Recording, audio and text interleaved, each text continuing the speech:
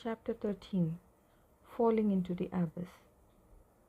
Behind the heavy door seemed to lie another world, dim lighting, languid music. Beneath the purple-blue haze of neon lights, a man steeped in filth and corruption swirled a cocktail glass in his hand, letting the amber liquid slide into another glass. Don't just sit there chatting, drink up. Come on, let's all have a glass together. The heir apparent lifted his drink. Though his words were directed at everyone, his gaze from the corner of his eyes lingered on the girl at his side. Oh, by the way, let me make an introduction. The heir apparent's hand rested lightly on the girl's shoulder.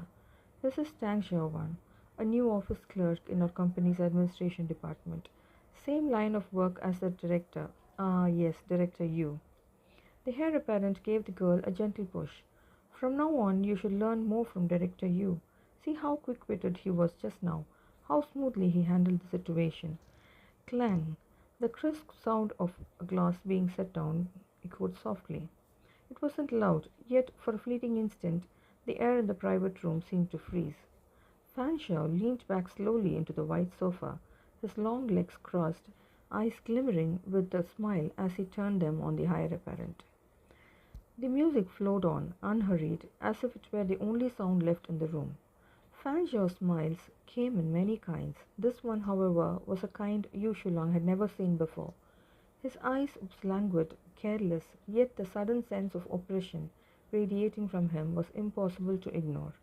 The heir apparent, long accustomed to being flattered and indulged, now found his expression darkening. But since his ties with Fan Xiao were rooted in business, he had no choice but to force a smile and turned to Shulang to offer an apology. Look at the way I spoke, Director Yu. Please don't take it to heart. Shulang hadn't expected Fan Xiao to so bluntly show his displeasure on his behalf. To say he wasn't moved would be a lie. He glanced at Fan Xiao, silent gratitude flickering in his eyes. Drawn unwillingly into the storm, he smoothed his brow and let a faint smile appear as his gaze shifted away from Fan Xiao, his tone light as if nothing had happened. In fact, what Vice President Xu said isn't wrong. In office work, the foremost duty is service. Knowing what to do and in what setting should always be clear in one's mind. His words, neither servile nor arrogant, carried earnestness and tact. They allowed the heir apparent to regain a measure of dignity, and his expression softened somewhat. Shulang's gaze shifted aside, landing on the young girl. He continued with a calm voice. Xiao, is it? Since your boss asked me to guide you a little, then I'll take the liberty today and give you some instruction. Unhurried, he rose to his feet and walked over to her, taking a seat at her side. On the table, he found an empty glass, twisted open a bottle of mineral water, and poured it halfway full. To do service well, you must first stay sober. If you're drunk, who'll take care of your boss? Sliding the cup of water into her hand, the man's thin lips curved ever so slightly. First rule for office staff at banquets: if you can't hold your liquor, don't lift a glass. The girl's eyes brimmed with gratitude. Shulang swept a glance toward the heir apparent. Sure enough, his face had darkened. But our Xiao does have a good tolerance for alcohol. She can keep all your brothers company and still take care of me, her boss. The heir apparent's hand, still resting on the girl's shoulder, patted it lightly as he leaned closer, locking eyes with her. His words carried a chill between the lines. Isn't that right, Xiao? Her body grew tauter still. She twisted her fingers together, hesitating for a long while before finally, under the near coercive weight of the heir apparent's gaze, giving the faintest nod. There now, that's more like it. With a flick of his wrist, the man pushed the water glass before her down the length of the glass table, sending it skidding far. Ripples trembled across the surface, and half the water spilled from the glass in a sharp splash. Come then, let's toast. As the heir apparent raised his glass, Fan Xiao had been watching Shulang the entire time. More precisely, his gaze had never once strayed from him. At that moment, Director Yu's expression remained calm, unchanged, still that mask of a composure untouched by storm. Yet his hand sought out a cigarette, then lowered his eyes as he slipped it between his lips, without ever striking a light. The words came out clear even with the cigarette between his lips. Fan Xiao heard him say, "What's the fun in just drinking?" He lifted his eyes, a smile breaking across his face. Let's play cards? Whoever loses, drinks. All right, Fanshawe was the first to respond, drawing out his voice in a slow, deliberate tone. Shi Liu, who had been watching the show all along from the sidelines, blinked in surprise, then quickly shouted as well. Cards, cards. Should have started playing cards long ago. The heir apparent, catching sight of the girl once more setting down her wine glass, darkened in expression. Fine then, what are we going to play? What are the rules for drinking? How about Suoha? Shulang flicked open a lighter and leaned his head slightly as he lit the cigarette. His long, distinct jointed fingers toyed with the golden embossed lighter before. Once he had gotten their approval, slipping it back into his pocket. Removing the cigarette from his mouth, he held it between two fingers and reached into the game basket for a deck of cards. It wasn't until Fanshawe watched Shulang's effortless shuffle that he realized he truly knew how to play. The man's slender fingers, which appeared even paler against the black tabletop, moved with precision. After shuffling 3 times in quick, clean strokes, Shulang cut the deck single-handed, lifted his gaze to sweep slightly over the room, and asked in a faint tone, "Who's in?" In the Vanity Fair of status and hierarchy, rank was the most visible marker. Within the private room, aside from Franxiao, Shi Liuwa, and the heir apparent, no one else dared step forward. Seeing this, Shulang understood and slid the deck to each of the three in turn for them to cut. Shy One will play too. The heir apparent cut the deck, tossing out the line as if dropping a bomb. The hand dealing the cards paused. Shulang lifted his eyes to glance at the girl and asked, "Do you know how to play?" The girl nodded. "Vice President Xu taught me." Shulang said nothing, simply cleared the table and began to deal. Only Fan Xiao noticed the faint circle of indentation forming on the butt of the cigarette clenched between his teeth. Amid the coaxing and jeers of the crowd, Shi Lihua downed 4 small glasses of rum in succession. He loved the soft, mellow sweetness of rum, but the after effect of this liquor was no small thing. By now he was already feeling tipsy. Fuck, why is it always me losing? He knocked back the last glass and then slammed it down hard on the table, calculating aloud. Fan Xiao drank 4, Director Yu 2, Old Yu, how many have you had? The heir apparent sprawled back against the sofa, both hands spread wide on the backrest, and gave a dismissive snort. How many I have had doesn't matter. What matters is that our Xiao one hasn't had a single one. On the exquisite wooden stand beside the girl sat 8 small glasses of murky brown liquor, the very ones that had been spiked only moments ago. Someone trained by Vice President Xu naturally possesses both excellent skills and good luck. Yu Shilang offered the compliment at just the right moment. Let me deal the cards this round. The heir apparent loosened his shoulders, sinking deeper into his seat as he reached for the cards. How dare I keep troubling Director Yu? Just as Yu Shilang was about to decline, someone at the young master's side handed over a fresh deck of cards. Taking them, the man shuffled and cut the cards, then glanced at Yu Shilang with an inscrutable look before dealing the cards. 1 round later, the girl lost. The heir apparent rubbed at the diamond stud on his left ear with a long sigh, though his eyes were already straying toward the girl's voluptuous breasts. She lifted the glass, bringing it to her lips. The heir apparent arched his brows. The green-haired one gave a whistle. Shi Lua darted glances around, while Fan Xiao kept his eyes fixed on Yu Shulang. The girl drew in a deep breath and slowly lifted her wrist. Wait! The voice that stopped her belonged to the refined man at her side. How can we let a young lady drink alone? Yu Shulang smiled as he lifted his own glass, lightly clinking it against hers. I'll drink with you. Oh, and one more thing. His eyes suddenly deepened, though his lips curved in a clear smile. A glint of light caught in his gaze, making it even darker, more profound than usual. If someone at the table gets drunk and insists on drinking a cross-cup toast with you, as an attendant, what should you do? The question seemed to float without anchor. The girl looked at him, bewildered, and the others were equally puzzled. But in the next breath, they heard Yu Shulang speak again, his tone mild. Think of it as me being overly fond of teaching. Tonight, let me give you a lesson. He took the glass from the girl's hand and placed it back onto the wooden stand, then quietly exchanged the stand before her with his own. A glass of wine that had originally belonged to the girl now rested in Yu Shulang's hand. You can say that a cross-cup toast is inconvenient, but that you're willing to exchange glasses and drink, that way it doesn't hinder the work, and you won't end up offending the guests. Generally speaking, if a man's character is at least halfway decent, he won't press for anything more excessive after that. Got it? Once again, Yu Shulang clinked glasses with her. The brilliance in his eyes seemed to slice apart the murk that hung in the room. Fan Xiao pressed his lips into a line. From his pocket, he fished out a matchbox, pinching one corner between two fingers, and turned it over again and again. Shi Liuwa, who had been making the ruckus the whole time, now fell quiet. He looked at Yu Shulang in disbelief, and when his eyes shifted to the matchbox Fan Xiao was turning over and over in his hand, his expression grew even more astonished. Fan Xiao is agitated?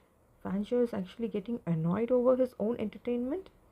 Before he could think further, Yu Shulang's hand slipped unexpectedly, toppling a glass of liquor. The fragrance of all alcohol spread through the air, and the brown liquid splattered across his white shirt, quickly seeping into the fabric.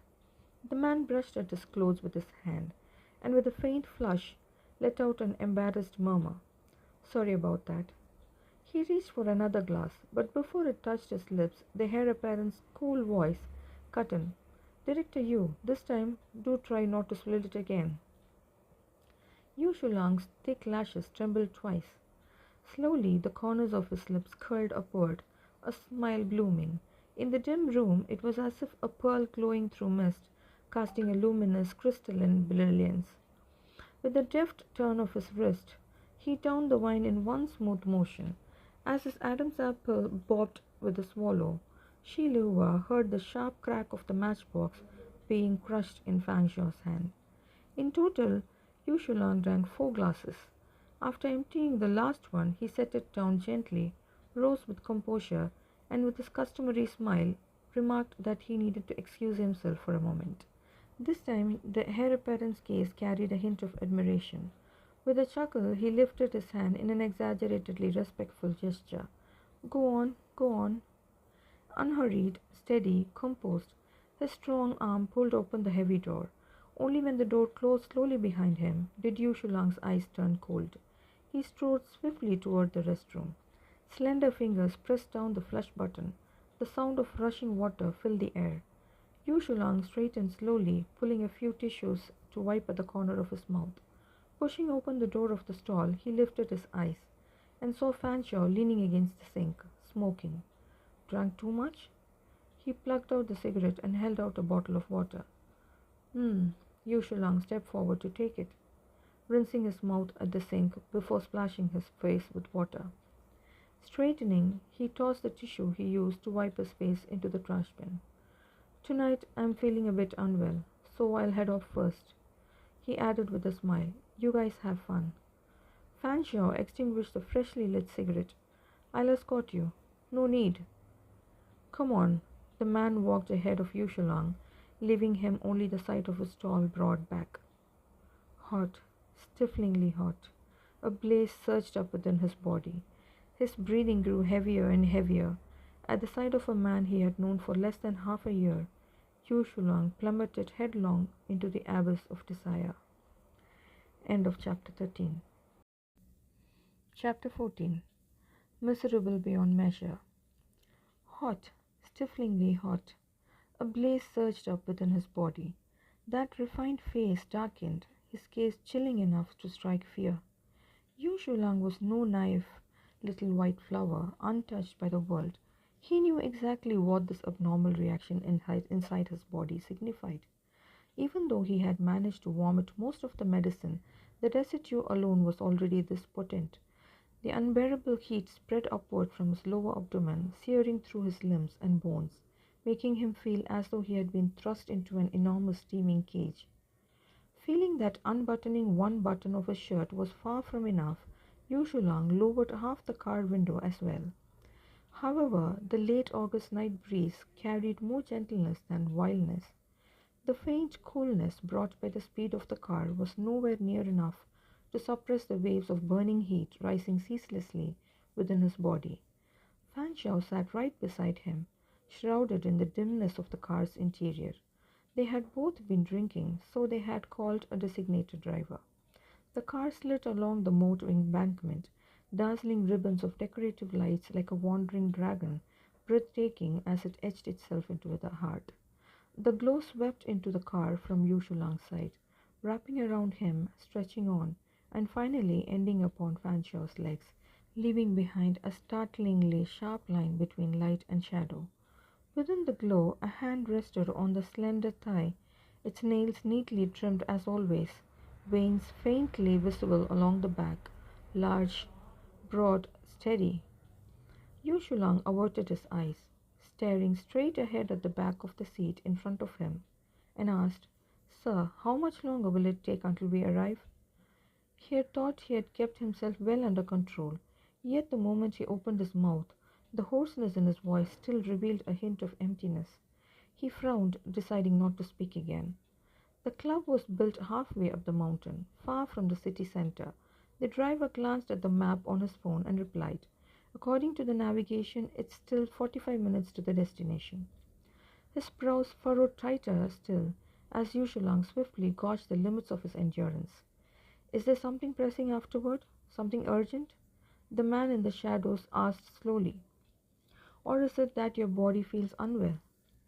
Yushulang hadn't intended to speak again. "It's nothing. I was just asking casually." He turned his head toward the window right after, a clear gesture that he no longer wished to continue the conversation. The man, concealed in darkness, gazed at that soft crown of hair, saying nothing. Past the moat, the road stretched on to a length of highway. The sparks within his body had already grown into a blazing bundles of fire, scorching his skin until it felt searing hot. Yu Shulang could no longer keep his spine straight. His strength gave way, and he slumped against the seat, drained of every ounce of power. At this moment he was profoundly grateful for the car's dim interior, for only the darkness could conceal his current embarrassment. The fire roared chaotically within him, his mouth parched and his tongue scorched with thirst. Yu Shulang reached for a water bottle from the storage shelf. Yet, when he gripped it in his hand, his fingertips had gone weak, unable to twist the cap open. "Let me help you." Fancho lifted his hand from his knee and covered the bottle, his other hand giving the cap a deft twist, opening it with ease. For just a moment their hands overlapped upon the bottle, an utterly ordinary touch, yet it nearly shattered Yushulang's already fragile composure. "Thank you. Are you sure you're not feeling unwell?" Fanshawe leaned forward out of the shadows, studying Yushulang intently. "Why is your face so red?" The hand clutching the bottle suddenly tightened. The plastic warped under his grip, water seeping out slowly, trickling down between his fingers. The icy touch jolted Yushulang back to a shred of reason. Forcing a smile, Yushulang said, "I drank a bit too much tonight. Made President Fan laugh at me." Fanshawe's gaze was as deep as a still pond. After a long while, he finally smiled and said, "There is no outsider here now. So why still call me President Fan?" He sat up straight and joked, "If Shulang calls me by the wrong form of address again, I'll have to punish you." Tormented by the heat surging through him, Yu Shulang's thoughts were in disarray. He had no wish to converse with Fanshawe. He only gave a perfunctory reply, then hurriedly took a gulp of water. His damp fingers, wet from the spill, slid into his sweat-soaked hair, as if to press down the demonic fire raging inside. But it was no use. The discomfort only worsened. His vision wavered. One scene blurred into two, phantom images flickering before his eyes. His arm went rigid, his fingers trembling, betraying him, inching toward the very root of that aching desire. "Stop, Yushulang, stop." His long fingers froze at the very edge of danger, his glass-like eyes swimming with a hazy sheen of moisture, an agony that felt fatal. Wave after wave of searing heat rampaged through his body like a feral flood let loose, cheering and surging within. Yu Shulang felt like a fish stranded on the shore, gasping for breath, writhing helplessly, scorched dry beneath the merciless sun. And then, unbidden, his mind conjured once more the image of that hand resting casually on the knee, knuckles distinct, veins standing out, broad and powerful. You, Shulang, you really are losing your mind. All at once, the man on the verge of losing his sanity clenched both fists tight and barked in a low voice, "Stop the car!" With a sharp screech of brakes, the car came to a halt. The designated driver, confused, instinctively reached for the overhead light to check the situation in the back seat, but was stopped at the very last moment. "Don't turn on the light," Fanshawe said gently. He pulled back Yushulang, who was about to get out of the car, his smile toward the designated driver unchanged. "Just stop the car here. You can call a ride for yourself to get back. I'll pay you 3 times the fare." The designated driver froze for a moment, then quickly nodded. He climbed out, retrieved his electric scooter from the trunk, and rode off into the night. Through the thin fabric of his shirt, the warmth of that palm seeped slowly into him, making Yushulang's discomfort even more unbearable. His nail suddenly dug into his palm, the sting of pain dragging back a shred of clarity. "Fanshawe, I'm drunk. Sitting in the car makes me uncomfortable. Let me get out of here and walk for a while. I'll call for a ride home later. I'll accompany you." "No need. You have a fever? Why is your body so hot?" "Let go. I want to get off." Yushulang could no longer keep up the pretense of calm composure. He struggled hard to break free from Francia's grasp, but the man seized both his arms and pressed him down firmly against the seat. "You were drugged?" Fanshawe asked, though he already knew the answer. Yushulang's ragged breathing faltered. His gaze slowly lifted to meet Fanshawe's. "Yes, that girl's drink was spiked." At this point, there was really no need to keep hiding. Besides, it couldn't be concealed any longer. "So you switched drinks with that girl to save her?" Fanshawe had thought that asking what he already knew again and again would bring him a kind of satisfaction. But in truth it did not. Not in the least. The Yushulang before him was disheveled, in pain, suffocatingly restrained, yet still breathtakingly beautiful. Fanshawe suddenly realized this might be the first time he had truly looked at him so closely. His face pale, his skin flawless, his features striking, his hair soft and thick. Before others he often wore a smile. In private he smiled rarely. When he did, it was gentle and refined. When he did not, there was a cool distance. Yet both were equally captivating. Fanshawe was well aware that he was not someone easily swayed by sentiment, nor one to show favoritism based on appearance. And yet, faintly, a voice stirred within him, whispering that perhaps tonight he had gone too far. Pent beneath the weight of his own burning desire, Yushulang had no strength left to answer Fanshawe's questions. Standing at the brink of losing control, he clung to the last shred of dignity. "President Fan, could you step out of the car for a moment?" "President Fan?" Fanshawe did not move. His gaze lingered on the man whose eyes were rimmed with red, and instead of retreating, he pressed down further. "Didn't I say no calling me President Fan in private? Call me wrong, and you will be punished." The sealed, shadowed car was filled only with Yushulang's heavy breathing. Two tall men, tangled in the leather seat, one looming, the other leaning back between dominance and submission, their heated breaths tangled and fused. In his haze of broken consciousness, Yushulang spoke on instinct. Meeting the man's fathomless eyes, he blurted out without thinking, "How will you punish me?" A spur of the moment remark. Yet, when the question was thrown back at him, Fanshawe found himself at a loss of words. The taut strings in the air seemed to snap, one by one, and he suddenly realized just how close he was to Yushulang. "How do you want me to punish you?" Yushulang's gaze slowly shifted toward the hand gripping his arm. Inch by inch, His eyes traced the contours, lingering over the lines of tendons and veins along the back of Fanshaw's hands. Fanshaw felt his heart jolt under the searing heat of that gaze. Just as he was searching for an excuse to brush it aside, he heard Shulang's low, hoarse voice. "Could you step outside for a moment?" Even though Shulang's willpower was formidable, he was now hanging on to consciousness by a mere thread. With a self-deprecating laugh, he said, "I might end up looking very disgraceful."